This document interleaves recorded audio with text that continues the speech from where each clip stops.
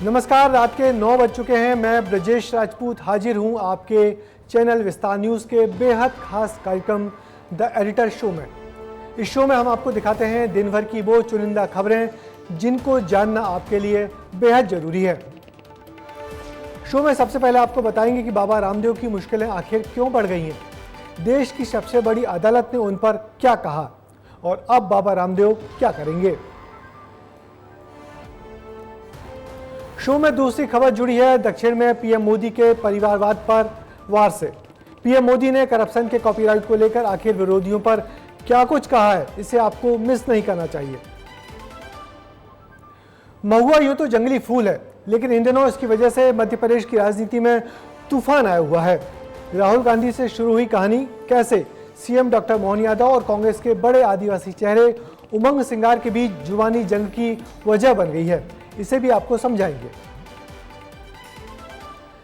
मध्य प्रदेश की सबसे high profile सीटों में से एक छिंदवाड़ा की गिनती होती है। बीजेपी लगातार कमलनाथ के इस गढ़ को जीतना चाहती है, तो कमलनाथ ने भी इस किले को बचाए रखने के लिए अपनी पूरी ताकत झोंक दी है। ऐसे में सवाल सियासी हलकों में खूब गूंज रहे हैं कि क्या छिंदवाड़ा में कमलनाथ का चक्रव्यूह इस बार टूट पाएगा। सियासत सबको रास नहीं आती, इसका ताजा नमूना है निशा बांगरे। विधानसभा चुनाव के दौरान डिप्टी कलेक्टर की नौकरी छोड़कर सियासी अखाड़े में उतरी निशा बांगरे की राजनीतिक यात्रा इतनी संक्षिप्त क्यों रही, इसे भी आपको इस शो में समझाने की पूरी कोशिश करेंगे। शो में आपको छत्तीसगढ़ के उस हादसे पर भी विस्तार से बताएंगे जिसमें 12 मासूम बेवक्त मौत के मुंह में समा गए। आखिर क्यों होते हैं ऐसे हादसे बार बार और क्यों उनसे सिस्टम को समझने को सीखने को तैयार नहीं होता, इसे भी शो में आपको समझाएंगे। सुप्रीम कोर्ट से बाबा रामदेव को लगा है तगड़ा झटका। पतंजलि के विवादित विज्ञापन केस में बाबा रामदेव और रामकृष्ण के दूसरे माफीनामे को कोर्ट ने बुधवार को खारिज कर दिया। जस्टिस हेमा कोहली और जस्टिस अमनतुल्ला की बेंच ने पतंजलि के वकील विपिन सांघी और मुकुल रोहतगी से कहा कि आपने जानबूझकर कोर्ट के आदेश का उल्लंघन किया है, इसलिए कार्रवाई के लिए तैयार रहें। दरअसल पतंजलि की तरफ से एलोपैथी इलाज को लेकर भ्रामक विज्ञापन दिया गया था, जिसके बाद यह मामला सुप्रीम कोर्ट की डेहरी तक जा पहुंचा। पतंजलि को सुप्रीम कोर्ट से नहीं मिली माफी। विवादित विज्ञापन केस में माफीनामा खारिज। सुप्रीम कोर्ट में बाबा रामदेव और बालकृष्ण के वकील मुकुल रोहतगी बिना शर्त के माफी मांग रहे थे, लेकिन सुप्रीम कोर्ट ने उनके वकील को फटकार लगाते हुए कार्रवाई के लिए तैयार रहने को कहा है। दरअसल बाबा रामदेव और बालकृष्ण की कंपनी पतंजलि ने एलोपैथी के खिलाफ विज्ञापन जारी किया था। एक विज्ञापन में कोविड वैक्सीन की जगह उनकी दवा से ठीक होने का दावा भी किया गया था, जिनको सुप्रीम कोर्ट ने भ्रामक माना था। पतंजलि का विवादित विज्ञापन 10 जुलाई 2022 को जारी किया गया था, जिसमें एलोपैथी इलाज के जरिए गलतफहमियां फैलाने का आरोप लगाया गया था। इसके खिलाफ 17 अगस्त 2022 को इंडियन मेडिकल एसोसिएशन ने याचिका लगाई और पतंजलि के दावों को गलत बताया। यही नहीं, कोविड-19 के दौरान पतंजलि ने अपने प्रोडक्ट से मधुमेह और अस्थमा को पूरी तरह से ठीक करने का दावा भी किया था, लेकिन पतंजलि के विज्ञापन पर 2 मेडिकल के कानूनों का उल्लंघन करने का गंभीर आरोप लग गया। पतंजलि ने जिन कानूनों का उल्लंघन किया उनमें drugs and magic remedies act 1954 कानून भी शामिल है। इस कानून के हिसाब से पतंजलि ने बीमारी को बिना साइंटिफिक प्रूफ के ही ठीक करने का दावा किया था। वहीं एक और कानून का उल्लंघन पतंजलि ने किया, जिसमें कंज्यूमर प्रोटेक्शन एक्ट 2019 भी शामिल है। इसके हिसाब से कंपनी पर झूठा और भ्रामक प्रचार करने का आरोप लगा है। कोर्ट में मामले को बढ़ता देख बाबा रामदेव और पतंजलि आयुर्वेद के मैनेजिंग डायरेक्टर आचार्य बालकृष्ण ने नया एफिडेविट फाइल कर दूसरी बार बिना शर्त के माफीनामा कोर्ट में भेजा, जिसमें लिखा है कि मैं विज्ञापनों के मुद्दे के संबंध में बिना शर्त माफी मांगता हूँ। मुझे इस गलती पर गहरा अफसोस है और मैं अदालत को आश्वस्त करना चाहता हूं कि इसे दोहराया नहीं जाएगा। 21 नवंबर 2023 को कोर्ट के आदेश के उल्लंघन पर भी मैं माफी मांगता हूं। मैं हमेशा कानून और न्याय की गरिमा को बनाए रखने का वचन देता हूं। सुप्रीम कोर्ट ने इस माफीनामे की याचिका को खारिज कर दिया। साथ ही जस्टिस हिमा कोहली ने कोर्ट में कहा कि आप चाहते हैं कि हम एक आदमी को माफ कर दें, उन सभी लोगों का क्या जिन्होंने आपकी दवाएं खाई थी? उनके बारे में क्या जिनके बारे में कहा गया था कि ये बीमारी दूर कर देंगी, जबकि इनका इलाज ही नहीं हो सकता था। विवादित विज्ञापन मामले में कोर्ट ने यह भी कहा कि पतंजलि ने 3 बार हमारे आदेशों की अनदेखी की, जिसका नतीजा उनको भुगतना होगा। सुप्रीम कोर्ट ने तीखी टिप्पणी करते हुए कहा कि हम अंधे नहीं हैं। ब्यूरो रिपोर्ट, विस्तार न्यूज। इससे पहले 2 अप्रैल को इसी बेंच में हुई सुनवाई के दौरान पतंजलि की तरफ से माफीनामा दिया गया था। उस दिन भी बेंच ने पतंजलि को फटकार लगाते हुए कहा था कि माफीनामा सिर्फ खाना पूर्ति के लिए है, आपके अंदर माफी का भाव नहीं दिख रहा। आने वाले दिनों में देश की सर्वोच्च अदालत बाबा और उनकी कंपनी के खिलाफ कौन सा सख्त कदम उठाएगी, इस पर सबकी नजर है। प्रधानमंत्री नरेंद्र मोदी बुधवार को तमिलनाडु पहुंचे। यहां उन्होंने वेल्लोर और कोयम्बटूर के मेट्टुपालयम में जनसभा की, जहां उन्होंने डीएमके के परिवारवाद पर जोरदार हमला किया। कहा कि तमिलनाडु से डीएमके की अब विदाई हो रही है। हालांकि ये पहला मौका नहीं है जब मोदी ने परिवारवाद पर किसी पार्टी को आड़े हाथों लिया हो। इस चुनाव में मोदी विरोधी गठबंधन को परिवार वाली पार्टियों का गिरोह कह रहे हैं।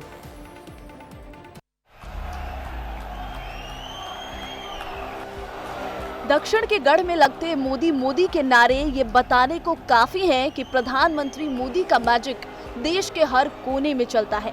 तमिल सगोदर के लिए खुद मोदी भी जहां जाते हैं वहां की भाषा में रंग जाते हैं, वहां के परिधान में सज जाते हैं। मोदी आज तमिलनाडु पहुंचे, जहां उन्होंने मंच से परिवारवाद पर जमकर निशाना साधा। करप्शन पर तो डीएमके ने पहला कॉपीराइट करवाया हुआ है। पूरी फैमिली मिलकर तमिलनाडु को लूटने का काम कर रही है। जिन प्रधानमंत्री को पूरी बीजेपी अपना परिवार बताती है, उन्होंने मध्य प्रदेश के बालाघाट में भी गांधी परिवार के परिवारवाद पर हमला बोला था। कांग्रेस ने तो गोविंद गुरु जैसे क्रांतिकारियों को स्वतंत्रता सेनानी का दर्जा तक नहीं दिया था। कांग्रेस आजादी का श्रेय किसी आदिवासी को नहीं, अपने शाही परिवार को देना चाहती है। Vellore air connectivity. विपक्षियों के परिवारवाद से हटकर मोदी आज बीजेपी का परिवार दक्षिण तक बढ़ाते हुए नजर आए। मोदी को लेकर जिस तरह से लोगों के बीच में जोश दिखा, वो बताता है कि उनका बढ़ता दायरा बीजेपी को दक्षिण के क्षेत्र में भी मजबूत पकड़ दिला सकता है। आज मैं देख रहा हूं पूरे तमिलनाडु में बीजेपी ही छाई हुई है। हर कोई कह रहा है डीएमके की विदाई बीजेपी और एनडीए के द्वारा ही होगी। दरअसल पिछले 2 महीनों में मोदी लगातार दक्षिण भारत के दौरे कर रहे हैं, जो कि बीजेपी को 400 पार के लक्ष्य को पूरा करने में मदद करेगा। प्रधानमंत्री मोदी ने इससे पहले तमिलनाडु के चेन्नई में रोड शो भी किया था, जिसमें जनता की भीड़ दिखा रही थी कि कैसे मोदी का कद देश के हर कोने में बढ़ रहा है। लोकसभा चुनाव में कहीं धर्म तो कहीं जाति बड़ा मुद्दा बना हुआ है, लेकिन मध्य प्रदेश में पहले चरण के चुनाव के पहले जंगली फूल महुआ पर पॉलिटिक्स शुरू हो गई है। अपने एमपी दौरे में राहुल गांधी जहां महुआ इकट्ठा करने वाली महिलाओं से मिले, तो सीएम डॉक्टर मोहन यादव ने महुआ वाली इस मुलाकात पर ही निशाना साध दिया। लेकिन मध्य प्रदेश में महुआ क्यों इतना जरूरी है, जानते हैं विस्तार से। महुआ नॉट बैड।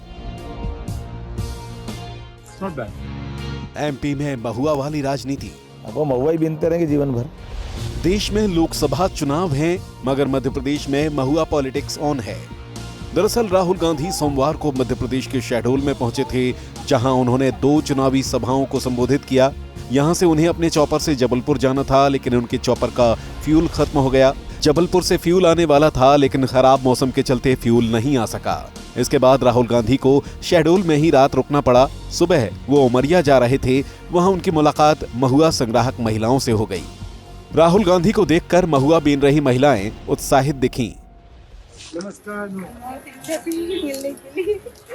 इसके बाद राहुल गांधी ने इन महिलाओं से बातचीत करना शुरू कर दिया।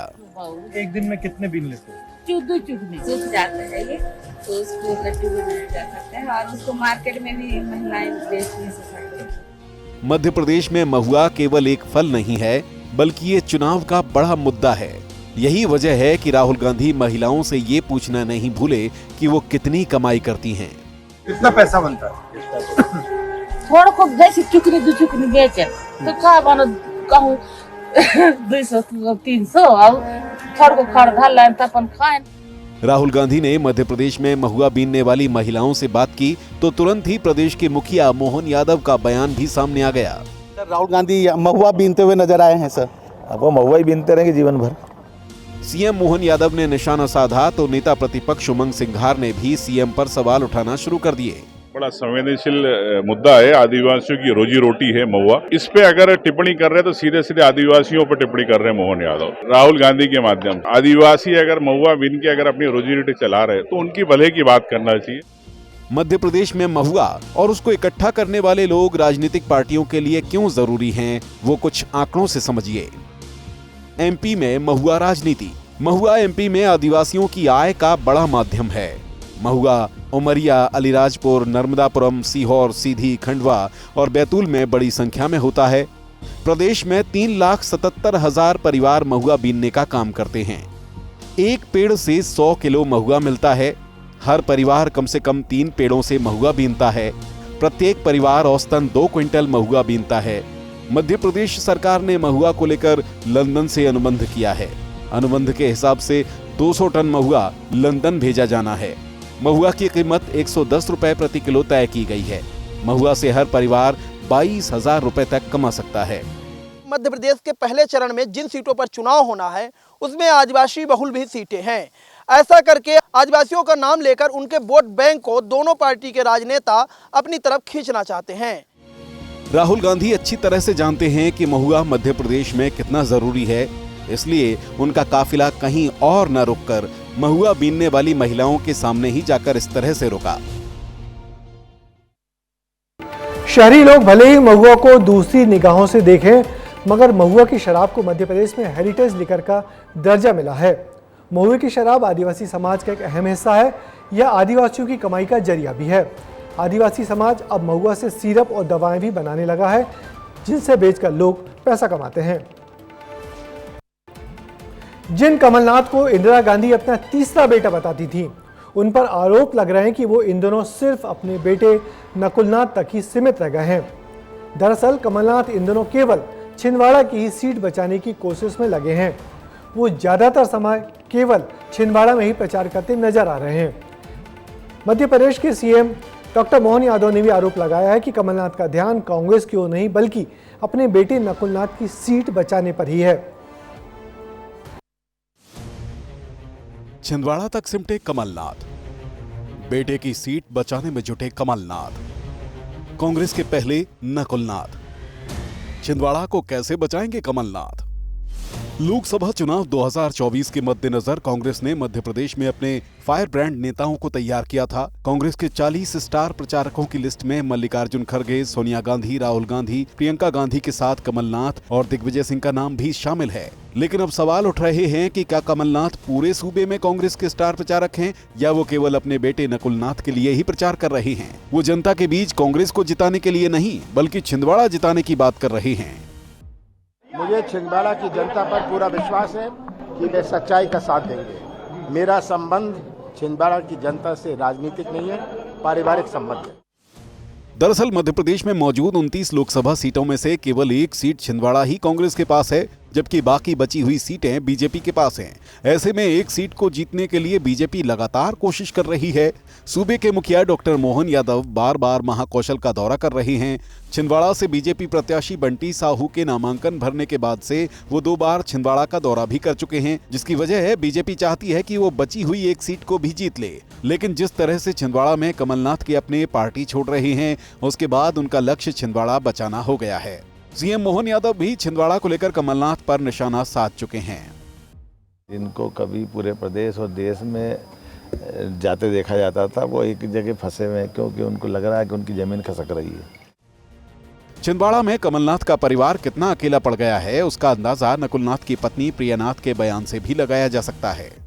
मैं पिताजी कमलनाथ जी को देखती हूँ तो दुख होता है कि जिन्हें हमने अपना समझा, जिन्हें हमने हमेशा अपनी परिवार की तरह प्यार दिया, कमलनाथ जी ने आशीर्वाद दिया, जब उनकी अग्नि परीक्षा का समय आया तो उन्होंने धोखा दिया। मध्य प्रदेश के मुख्यमंत्री डॉक्टर मोहन यादव ने कमलनाथ पर तंज कसते हुए कहा है कि अब मध्य प्रदेश में कमलनाथ कांग्रेस पार्टी के लिए नहीं बल्कि अपने बेटे नकुलनाथ के लिए ही चुनाव प्रचार करते हैं। गौरतलब भी है कि मध्य प्रदेश में कमलनाथ कांग्रेस पार्टी के सबसे वरिष्ठ नेता हैं, लेकिन उसके बावजूद भी इस बार के लोकसभा चुनाव में कमलनाथ ने चुनाव प्रचार की सीमा केवल और केवल छिंदवाड़ा और अपने बेटे नकुलनाथ तक ही सीमित रखी है। वहीं दूसरी ओर भारतीय जनता पार्टी की तरफ से तमाम बड़े नेता मध्य प्रदेश में चुनाव प्रचार के लिए कैंप कर रहे हैं। ऐसे में मोहन यादव का ये बयान कमलनाथ पर सीधा सीधा हमला करता है। भले ही छिंदवाड़ा में सालों तक नाथ परिवार का कब्जा रहा हो, लेकिन इस बार बीजेपी जिस तरह से जोर लगा रही है, उस हिसाब से कमलनाथ को अपना गढ़ छिंदवाड़ा बचाना मुश्किल हो रहा है। कमलनाथ का छिंदवाड़ा पर फोकस होना समझ में आ रहा है, क्योंकि ये एकमात्र सीट है जिस पर सालों से कांग्रेस के साथ साथ नाथ परिवार की भी पकड़ बनी हुई है। बीजेपी के बड़े नेताओं के लगातार दौरों ने भी नाथ परिवार की नींद सी उड़ाई हुई है। अपने गढ़ को बचाने इन दिनों कमलनाथ बुरी तरह संघर्ष करते नजर आ रहे हैं। ये राजनीति नहीं आसान, एक आग का दरिया है और डूब कर जाना है। ये बात हम मध्य प्रदेश की पूर्व डिप्टी कलेक्टर और कांग्रेस नेता निशा बांगरे के संदर्भ में कह रहे हैं, जिनका अब राजनीति से मोहभंग हो गया है। निशा बांगरे ने मध्य प्रदेश शासन को पत्र लिखकर मांग की है कि उनके प्रति शासन सहानुभूति दिखाए और उनको फिर से नौकरी में वापस ले ले। निशा बांगरे ने अपने पत्र में बताया है कि उनको परिस्थितिवश नौकरी छोड़कर राजनीति में उतरना पड़ा था। निशा ने ठीक विधानसभा चुनाव के पहले डिप्टी कलेक्ट्री छोड़कर टिकट की आस में कांग्रेस पार्टी ज्वाइन कर ली थी। इस वक्त हमारे साथ पूर्व डिप्टी कलेक्टर निशा जी मौजूद है, जिन्होंने शासन को एक बार फिर नौकरी ज्वाइन करने के लिए पत्र भेजा है। हमारे साथ बात करने के लिए मैम, आपने पत्र जारी किया है। जी जी। आखिर राजनीति, आप पहले विधानसभा चुनाव लड़ना चाहते थे, फिर आप एक बार अपने फिर शासन को पत्र लिख दिया नौकरी ज्वाइन, क्या वजह रही? देखिए, उस समय विधानसभा चुनाव थे और पार्टी जो है टिकट देने वाली थी, इसीलिए इस्तीफा जो है मैंने दिया था। लेकिन ये जो सारी घटनाक्रम हुई आप सबको मालूम है, उस वजह से इस्तीफा जो है वो बाद में मंजूर हुआ, टिकट पहले डिक्लेयर हो गई तो चुनाव नहीं लड़ पाई। जब चुनाव नहीं लड़ पाई तो फिर परिवार ने हमारे दोनों मायका और ससुराल दोनों पक्ष का ये कहना है कि नौकरी के माध्यम से अभी मुझे कार्य करना चाहिए। तो परिवार की भावनाओं को ध्यान में रखते हुए मैंने 18 जनवरी को ही आवेदन दिया था नौकरी में वापस जाने का, लेकिन अभी तक उस पर कोई फैसला नहीं हो पाया है। ये 18 जनवरी को दिया था, ये आज का विषय नहीं है। अब चूंकि अब मीडिया प्रवक्ता कांग्रेस पार्टी ने बनाई है, मैं उसमें अपनी हिस्सेदारी नहीं निभा पा रही हूँ, इसीलिए आज ये बात उठकर आई है। मोहन यादव से आपको उम्मीद है?